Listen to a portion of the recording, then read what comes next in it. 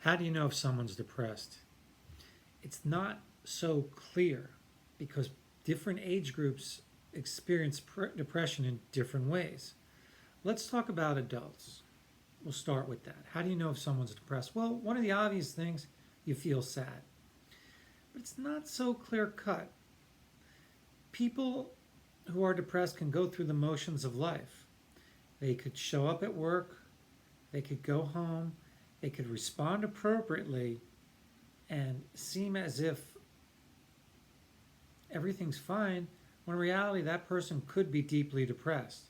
There are degrees of depression where once it's so bad, someone could not go even through the motions of life. But let's just take most people when they get depressed, they wind up showing up for work. They really can't concentrate so well. They're not as efficient, but in our society, they do enough not to get fired or not even to get written up. They just take longer maybe to do things. They're not really annoying anyone. They're just in their own head, down, sad, withdrawn. What is the key feature of depression, though? I would say one of the key features would be no desire to do anything fun. What do I mean when I say that? Well, if it's not scheduled, most likely thing is they won't do anything. Sure, they'll go to work, they'll come home, they'll eat dinner, and they'll do whatever the routine dictates, but do they seek out pleasure or do they have a craving for anything? No. It's called anhedonia. That means there's just no pleasure in anything anymore. They could be just going through their normal workout routine, working, going home, but there's no zest in their life. Nothing's fun.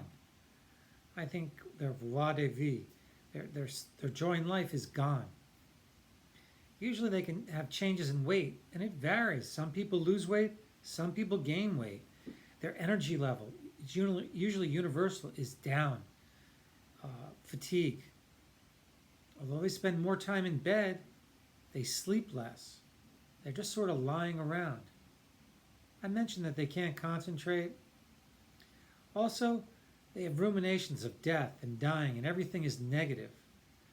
Thoughts of suicide, but not necessarily a plan. In more extreme cases, it does. There's a sense of hopelessness in their life. Nothing will change, that it'll never get better. They have a sense of worthlessness. They have a sense that no one can help them, helplessness. They also have overriding guilt that they caused some kind of problem in the universe to be guilty over. There's an extreme sense of isolation in these people. They sort of withdraw from people. Most people are depressed, sort of are walking robots. They go to work, they come home, but they're really isolated. In this world where everyone's on computers and laptops and phones, it's tough to pick out the people who are depressed because everyone seems isolated and withdrawn. Everything's a problem when you're depressed. And when you start becoming depressed, any relationship you're in, you're kind of stuck in it. You won't change anything. Whatever job you're in, whatever relationship you're in, whatever you have sort of just stays the same. It's like you're frozen when you're depressed. That's mostly adults. It's a little bit different in children. What I find with the, say, under 16, they become agitated.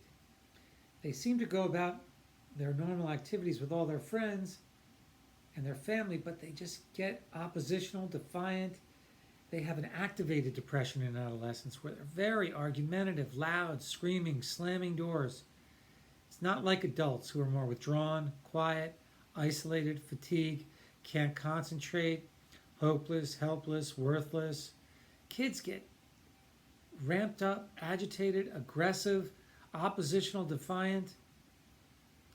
That's basically the gist of it. I just wanted to give a little brief window into what a depressed person experiences. I think this is helpful if you look at the manic video I made and this depressed and sort of put together if you're having one or the other or both. Thank you.